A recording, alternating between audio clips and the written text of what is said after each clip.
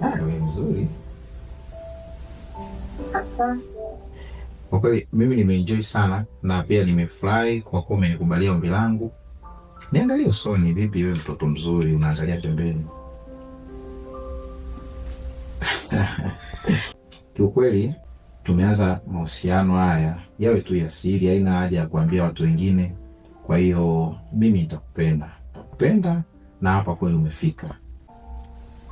Ndiyo, nakuelewa. Vipi lakini umeshakula? Maneno matamu mpaka nashiba automatically. We, acha bwana. Kweli tena. Basi sawa, mimi nafurahi kusikia hivyo, lakini sasa kama nilivyokwambia kwamba mahusiano yao ya siri, sawa? Si huko hapo na babako na Joel, babako na Bishop. Wanaje kama tunaeleza kuhusu masuala. Achana nao wazee. Achana nao. Mimi kitu ambacho ninakiona kutoka kwenye haya mahusiano yetu, tuyafanye tu yawe hivi asili. Tuje kuambia huko baadaye.